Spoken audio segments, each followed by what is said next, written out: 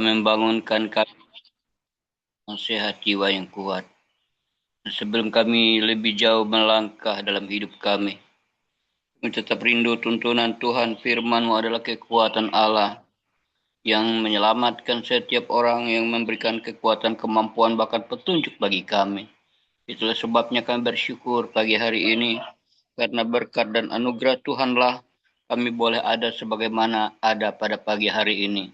Kami mulai melihat betapa hebatnya Tuhan, betapa dahsyatnya Tuhan dalam setiap langkah kehidupan kami. Tuntunan dan pemeliharaan Tuhan tidak pernah berhenti di setiap langkah kami. Selalu menyertai Ebenezer sampai hari ini Tuhan menyertai. Dan seterusnya Tuhan pun terus menyertai.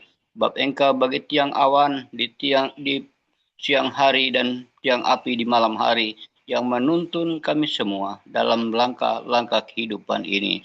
Terima kasih Bapa, Roh Kudus berbicara di tengah-tengah kami dalam pemberitaan firman Tuhan pagi hari ini. Kuatkan dan teguhkan kami, berikan kepada kami hikmat dan pengertian, kemampuan untuk kami menikmati apa yang telah Tuhan sediakan bagi kami dalam kehidupan ini. Terima kasih Allahku yang hidup, terima kasih Roh Kudus, terima kasih atas kasih karunia-Mu, dan Tuhan akan menyatakan kepada kami apa yang menjadi kehendak Tuhan dalam kehidupan kami pada hidup kami dan hari-hari kehidupan kami. Juga berdoa supaya hamba-Mu diurapi, diberkati, bibir mulut lidah hati hamba-Mu menyampaikan suara Tuhan bagi setiap kami. Dalam nama Tuhan Yesus, kami buka hati kami buat firman-Mu. Haleluya. Amin. Selamat pagi Bapak Ibu sekalian. Shalom. Puji Tuhan. Tadi malam kami habis lagi rapat. Ada doa bersama, Cry for Palangkaraya.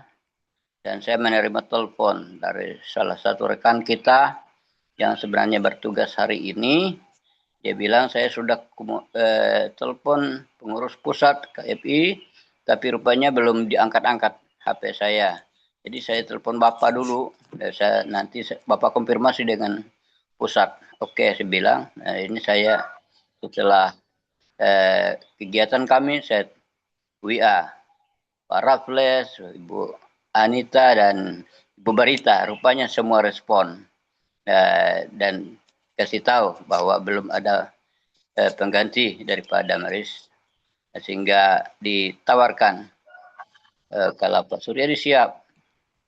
Saya pikir yang namanya pelayanan tidak ada yang tidak siap. Kapanpun dan bagaimanapun keadaannya, selalu siap. Sebagai tentara yang berjaga-jaga. Tidak mungkin kita baru nembak, sudah kena tembak duluan. Pasti kita akan bersiaga. Baik, puji Tuhan, Bapak Ibu sekalian. Lebih daripada itu, karena kehadiran kita di Kingdom Family Indonesia adalah satu komitmen kita di hadapan Tuhan. Ya, saya bertanya dengan teman-teman kami yang ada di Kalimantan Tengah, kenapa saya bilang tidak ada muncul-muncul di KFI pagi hari. Katanya yang masalahnya jam 4 itu berat mata lagi. Masih banyak mimpi-mimpi. Wah, aku bilang ini ini lain cerita kalau sampai banyak mimpi-mimpi. Saya karena dulu 3 tahun di dalam asrama, memang sebelum jam 4 itu sudah bangun duluan. Sebab kalau lambat bangun, ya mungkin bisa disiram 1 ember air jatah pagi kalau tidak bangun. Oke, repot kalau sampai disiram, jadi kasur dan bantal kita akan basah semua, dan barang-barang kita di tempat tidur di asrama itu bisa basah. Itulah pembentukan kami, keras sekali dulu. Tapi bagus, karena dengan didikan yang begitu tegas dan keras membentuk kehidupan kita sampai hari ini. Jadi saya sudah sebelum jam 4 itu, setengah 4 itu tidak bisa tidur lagi Bapak Ibu. Pasti bangun, baca firman, berdoa pribadi dulu sebelum masuk KFI ini. Ya, kalau kita langsung masuk waktu KFI, jadi tidak ada kesempatan kita banyak berkomunikasi secara pribadi dengan Tuhan. Nah, karena kita lebih duluan bangun pagi, nah ke jam 4.30 sudah pas, setengah jam lebih kita berdoa itu sudah, puji Tuhan, sudah artinya modal kita, bahkan ibarat aset rohani kita sudah kuat, sudah mantap. Nah, puji Tuhan Bapak Ibu, baiklah kita akan menerima kebenaran firman Tuhan pagi hari ini di dalam Wahyu. Wahyu pasal 22 ayat 12. Wahyu 22 ayat 12. Demikian bunyi firman Tuhan. Sesungguhnya aku datang segera dan aku membawa upahku untuk membalaskan kepada setiap orang menurut perbuatannya. Aku adalah Alfa dan Omega, yang pertama dan yang terkemudian, yang awal dan yang akhir. Tema tahun ini, tema bulan ini kita bersama-sama melihat kepada tema besar kita di Kingdom Family Indonesia, yaitu kematian dan kebangkitan Kristus dahsyat dan mengagumkan. Betul, Bapak Ibu. Dan kita semua, teman-teman kita yang menyampaikan ibadah pagi, firman Tuhan berputar dari tema itu. Itu bagus sekali. Dan memang saya percaya itu tema bukan sembarang tema, tapi ada ilham Roh Kudus melewati pimpinan kita menyampaikan, membuat menjadi satu perenungan bersama dan disampaikan melewati ibadah-ibadah pagi. Baik Bapak Ibu Saudaraku, pagi hari ini saya menyampaikan apa dampak, apa follow up dari kekaguman kita itu. Apa follow up kedahsyatan Tuhan di dalam kebangkitannya, di dalam kematian dan kebangkitannya. Dan kita tahu bahwa dunia ingin supaya kebangkitan itu dikaburkan atau ditiadakan. Dan itu memang ditakuti oleh iblis. Iblis tidak mau manusia, seluruh manusia tahu bahwa kuasa kebangkitan itu nyata di dalam Yesus Kristus. Semua nabi-nabi mati. Semua nabi-nabi dikubur. Tetapi tidak bangkit-bangkit. Tapi Yesus, peristiwa yang sangat luar biasa. Dia disiksa, dihina, diludah, dan sebagainya. Dicaci maki. Sampai dia mati digantung di kayu salib. Suatu hukuman ketika itu yang paling berat, paling siksa. Sampai dipastikan bahwa ia mati. Dikuburkan. Pada hari yang ketiga dia bangkit dari antara orang mati. Dan hidup sebagaimana layaknya manusia. Bukan hidup jadi-jadian, tetapi hidup benar hidup. Bapak Ibu Saudaraku dikasih dalam Tuhan. Sangat mengagumkan. Sangat dahsyat dan ajaib. Apa yang dilakukan oleh Tuhan Allah di dalam Yesus Kristus. Karena dia memang Tuhan. Bukan manusia yang fana ini. Tapi dia adalah Tuhan yang telah menjadi manusia. Kealahannya tetap ada di dalam dia. Walaupun ketika dia ada tergantung di kayu salib seolah-olah kekuatan kuasa Tuhan tidak ada pada dia. Seolah-olah. Tapi ternyata tidak demikian. Dia membuktikan kasih dan perjuangan yang begitu keras menghadap dosa dan maut. Sebab dua kata ini yang paling berat yang tidak bisa diselesaikan oleh manusia apapun, yaitu dosa. Dosa dan maut. Ya, akibat upah dosa itu adalah maut. Tetapi kasih karunia Allah adalah hidup yang kekal. Tindak lanjut selanjutnya dari kebangkitan Tuhan. Tuhan berjanji sebelum dia naik ke surga, jangan tinggalkan Yerusalem sebelum aku mengirimkan seorang penolong bagimu, yaitu Roh Kudus. 40 hari setelah dia bangkit, dia bersama dengan murid-muridnya, bersama dengan orang-orang pada zaman itu. Kemudian pada hari yang ke-40 dia naik ke surga. Dan banyak pasang mata melihat Tuhan Yesus naik. 500 lebih pasang mata melihat. Dan sampai dia tidak kelihatan. Kemudian mereka ingat apa yang dijanjikannya, yaitu Roh Kudus. Mungkin mereka tidak tahu apa itu Roh Kudus. Kita juga bisa nggak mengerti apa yang dikatakan dengan Roh Kudus. Sehingga pemahaman-pemahaman banyak bersimpang siur. Sangka keyakinan orang Kristen itu 3 Tuhan. Tuhan Allah, Yesus Kristus, Tuhan Roh Kudus. Ada kok dengar doanya. Dalam nama Tuhan Roh Kudus. Aduh, aku bilang ini belum paham dia. Pendeta itu ngomong. Roh Kudus itu adalah roh Yesus Kristus itu sendiri. Sebab dia kalau hadir dalam bentuk fisiknya hanya berkutat di Yerusalem, di seluruh Yudea, di daerah Israel. Tetapi karena Roh Kudus, siapa yang dapat menahan angin? Dia berhembus kemana dia suka. Dan dari seluruh bumi ini diliputi oleh angin.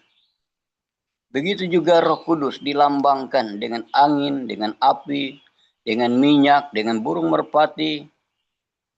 Ya. Roh Kudus juga dilambangkan dengan air. Ya.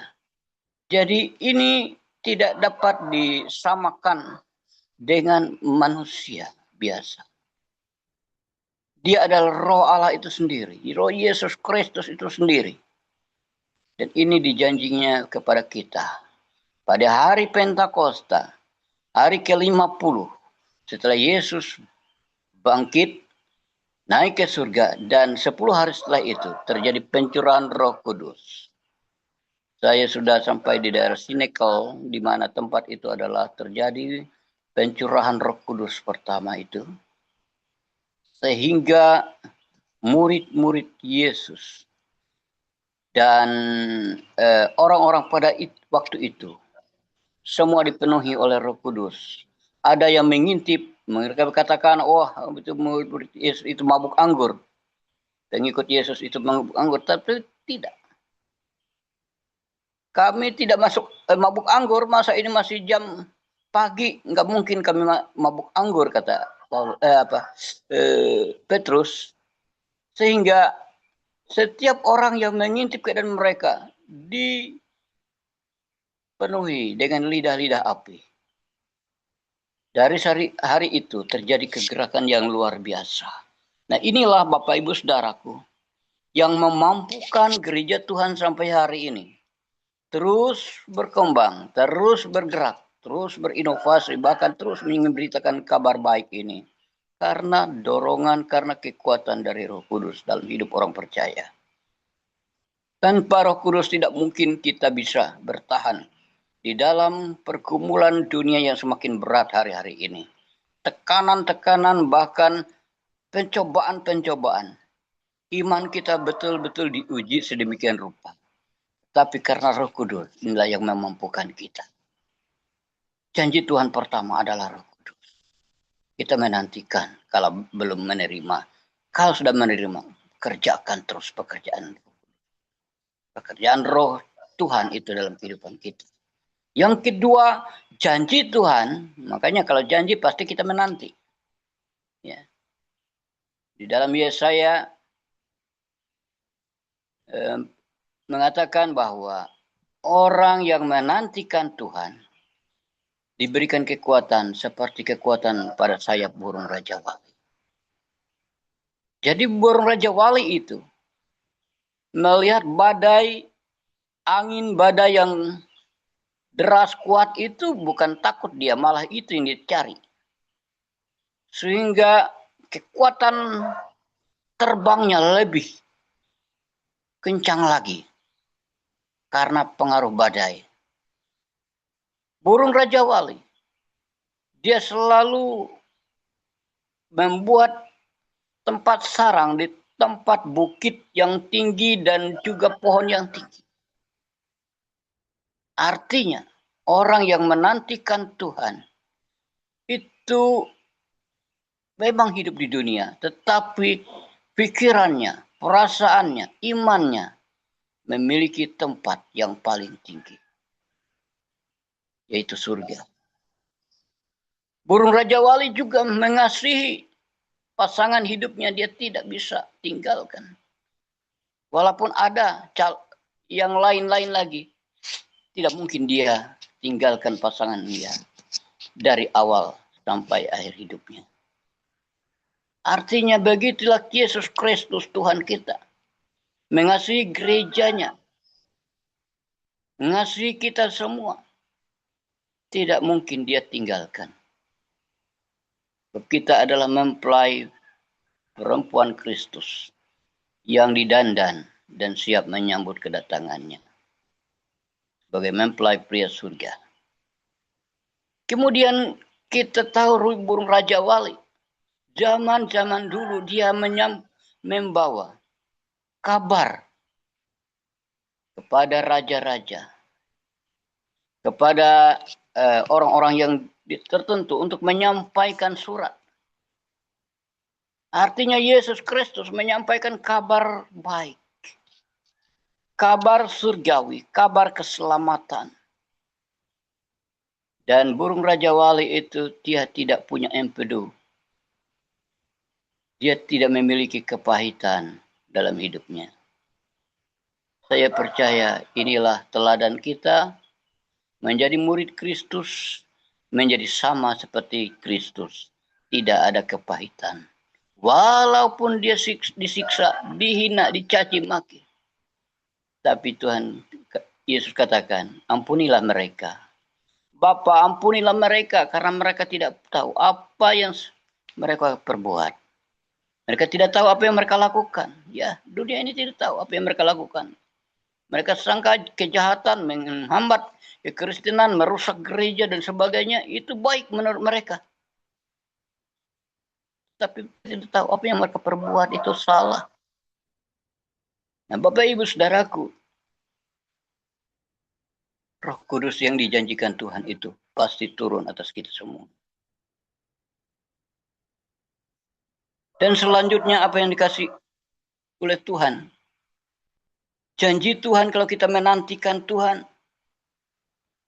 Tuhan sebentar lagi akan datang. Saya melihat kondisi dunia yang semakin parah hari-hari ini. Ya.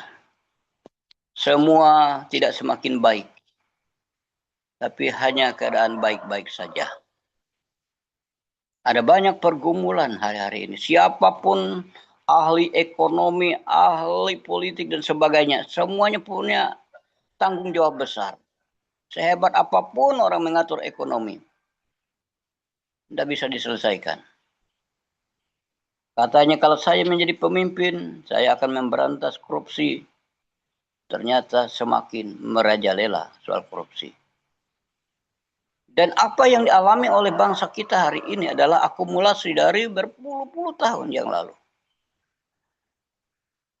Yang harus kita tanggung.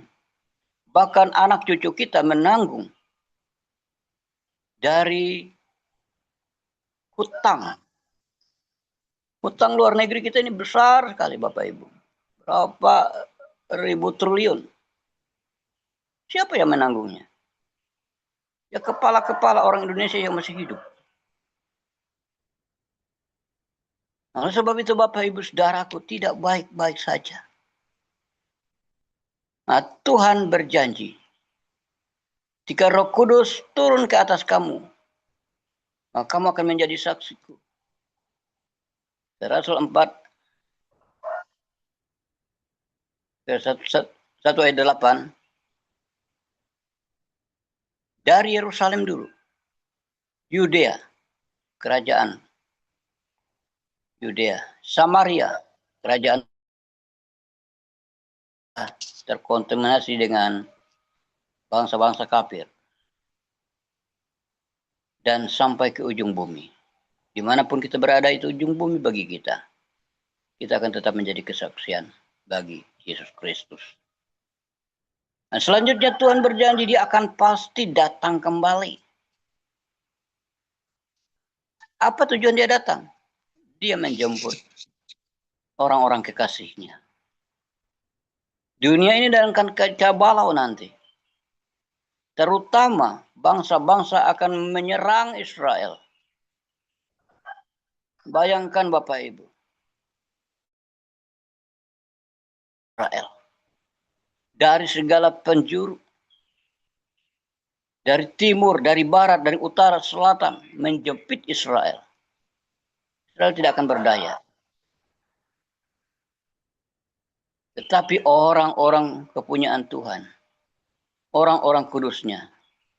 Sudah ini. Makanya saya percaya rapture atau pengangkatan gereja Tuhan itu di awal. Tetapi ada yang ketinggalan, Bapak Ibu. Orang Kristen pasti ada yang ketinggalan. Yang setengah-setengah menjadi Kristen, masih percaya kepada Yesus, masih juga percaya kepada dukun-dukun, percaya kepada tahil-tahil nenek moyang, masih banyak jin-jin yang dipelihara. Ini nggak bakalan bisa naik. Yang naik itu adalah orang yang plong, yang bebas, yang tidak ada ikatan dengan hal-hal duniawi. Walaupun kita berada di sekitar dunia sekarang ini, tetapi satu hal yang menyangkut spiritual, ini jangan sampai ada yang mengikat. Nah, Bapak Ibu Saudaraku, Tuhan akan datang. Itulah Yesus kata, aku akan datang. Aku akan membawa upah. Setelah kita naik, bertemu dengan Tuhan di awan-awan yang permai. Dan para malaikat kudus Tuhan. Kita naik terus. Dan di sana kita akan menerima. Kalau kita lihat, ada 5 jenis. Bukan 5 mahkota saja. 5 jenis mahkota. Kita suka menginjil, melayani Tuhan. Kan jiwa-jiwa. Saudara akan menerima. Yaitu mahkota sukacita di situ. Karena hanya satu jiwa saja yang dapat kita datang kepada Tuhan. Laksa malaikat di surga bersorak-sorai. Satu laksa 10.000. Berapa kali itu? Memuji Tuhan, bersukacita. Dan kita tergolong kepada kelompok yang bersukacita itu dan ada mahkotanya. Belum juga kita setia. Kalau setia sampai akhir hidup kita, tetap mempertahankan iman. Kita akan menerima mahkota keabadian. Abadi itu tidak hanya ditaruh di kepala kita mahkota itu seberapa waktu lagi dicabut lagi, tidak. Abadi selama-lamanya. Dan Bapak Ibu Saudaraku semua mahkota ini akan diberikan kepada orang-orang yang setia, yang menjadi milik Tuhan sepenuhnya. Baru setelah itu kita bersama-sama dengan Yesus Kristus turun. Apa gunanya kita turun? Yesus sendiri sebagai pemimpin bala tentara surga itu akan menghembuskan, mengalahkan antikris yang sedang mencekik Israel. Dan Yesus Kristus sendiri, Mesias akan membangun kerajaannya, menegakkan kerajaannya. Kerajaan 1000 tahun dan pusatnya di Yerusalem. Umur manusia tidak pendek ketika itu. Ya, bisa mencapai 100.000 tahun. Kalau sampai meninggal 100 tahun itu sangat pendek. Dan itulah yang dirindukan. Israel baru terima Yesus setelah Yesus menyatakan kuasanya mengalahkan antikris, yaitu yang dipimpin oleh Dajjal, setan, yang sekarang sedang dipersiapkan. Kuasanya sudah ada sekarang, tapi dia belum memunculkan dirinya. Sebab Bapak Ibu sekalian kasih dalam Tuhan, bersyukur menjadi orang yang terima Injil kerajaan ini. Yang kita terima firman Tuhan hari-hari ini. Pelihara dengan baik. Tuhan ingin supaya kita hidup dalam kesejahteraannya. Nah, dalam pemeliharaannya. Kita bukan tujuan kita untuk seperti dunia menuju kebinasaan. Tetapi kehidupan yang kekal. Kita tahu setelah Yerusalem baru. Setelah dibangunnya kerajaan 1000 tahun. Dan kita akan masuk di tempat itu. Dan nanti kita akan masuk kepada fase selanjutnya. Apa yang dikatakan? Kita akan masuk di bumi yang baru, langit yang baru. Bumi yang lama ini akan hilang, dilenyapkan Tuhan. Dosa dan pelanggaran dan apa saja yang tidak berkenan di hadapan Tuhan akan dihilangkan. Dilenyapkan. Api ya digulung seperti gulungan kertas dibakar dalam api. Kita tahu bahwa kehidupan di kerajaan 1000 tahun sama seperti kita seperti ini. Tetapi keinginan untuk berbuat dosa itu tidak ada lagi. Semua hati orang, kerinduan orang hanya memuji Tuhan, memuliakan Tuhan, bersyukur kepada Tuhan. Aktivitas manusia sama seperti sekarang ini, tapi tidak terkontaminasi dengan dosa dan pelanggaran di hadapan Tuhan. Sebab iblis dan antikris, guru-guru palsu itu diikat. Ya, dipasung selama 1000 tahun. Sehingga umat manusia yang boleh bersama-sama dengan Kristus itu adalah orang-orang ketebusannya. Itu saya bersyukur menjadi kita orang percaya. Ada teman, dia mengkhianati iman kepada Yesus Kristus karena pengaruh perjodohan, pengaruh finansial. Dia bilang pengajaran Kristen itu hanya kelebihannya masalah tentang percaya Yesus selamat. Itu saja katanya. Nah, saya bilang bukan begitu. Bukan hanya itu. Walaupun dia jadi Kristen, tetapi hanya Kristen KTP. Itu tidak menjamin. Kalau Tuhan datang lalu KTP-nya naik, dia tidak naik, tidak menjamin. Jadi menjadi orang Kristen itu adalah sasarannya, tujuan akhirnya adalah serupa seperti Kristus. Bagaimana Kristus, Yesus kita. Kristus artinya diurapi, kairos, diurapi. Jadi saya percaya kita sedang dipersiapkan kepada walaupun kita sedang dalam pergumulan hari-hari ini. Mungkin kita berpikir aku belum layak Tuhan. Betul. Kalau mencari kelayakan itu hanya datang kepada Tuhan. Dan Tuhan tahu itu semua. Keterbatasan, kekurangan, ketidakmampuan kita. Tetapi di dalam aku lemah, di situ aku kuat. Artinya kehadiran Tuhan yang menyatakan dirinya dalam kehidupan kita. Dan bagi kita bahwa setiap kita adalah dipersiapkan untuk menyambut kedatangannya yang semakin dekat. Dunia sibuk dengan kegiatannya, tetapi kita sibuk dalam rencananya. Tuhan Yesus Kristus. Tuhan memberkati kita semua, kita berdoa. Terima kasih Roh Kudus, terima kasih. Kau sungguh baik bagi kami. Kalau Tuhan yang awal dan yang akhir, yang terdahulu dan yang terkemudian, memulai sesuatu dan mengakhiri sesuatu. Tuhan berjanji, Tuhan akan datang. Tuhan datang segera bukan berarti harus detik jam ini. Tapi ini merupakan jaminan kepada kami. Tuhan pasti datang. Pasti hadir dalam hidup kami. Terutama ketika kami merindukan Engkau. Ya Allah kami. Engkau telah berjanji bahwa akan memberikan kepada kami kekuatan ketika Roh Kudus turun atas kami. Roh Kudus itulah memampukan kami dalam segala perkara. Dan Roh Kudus itu adalah Roh Allah yang kami percaya di dalam Yesus Kristus akan menjadi bagian hidup kami. Dan kami punya keyakinan yang kokoh ketika kami percaya Yesus Kristus sebagai Tuhan dan Juru Selamat. Dalam segala kegiatan, dalam segala aktivitas kami tetap ingat kepada Tuhan. Ketika Tuhan datang, kami tidak ketinggalan dengan kefanaan dunia ini.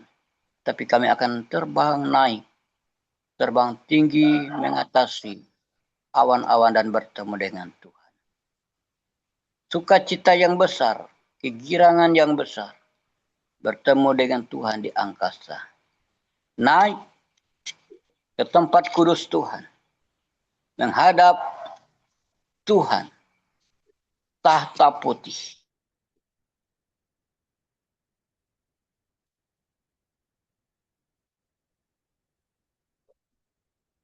Saya itu sudah Tuhan sediakan. Jangan sampai mahkota itu yang jatah kepada kami diberikan kepada orang lain. Tuntun hidup kami ya Bapa. Tuntun hidup kami ya Roh Kudus. Supaya kami tetap berjalan dalam koridornya Tuhan. Apapun yang kami pikirkan, apapun yang kami katakan, apapun yang kami perbuat di muka bumi ini, kami lakukan itu seperti untuk Tuhan, bukan untuk manusia. Kami tahu pikiran kami sudah berubah. Tuhan janji, kita sudah dibangkitkan dalam kebangkitan Kristus. Maka pikirkanlah perkara-perkara yang di atas, di mana Kristus duduk dalam kemuliaan, dan bukan perkara yang di bumi yang sifatnya sementara. Terima kasih Bapa di surga, terpuji Engkau kekal selama-lamanya. Biar firman ini akan menjadi rema dalam hidup kami. Roh Kudus akan berkarya dalam setiap jiwa kami dan setiap iman kami, dalam hati, pikiran, seluruh kehidupan kami. Di dalam Yesus Kristus Tuhan, kami mengucap syukur. Haleluya. Amin.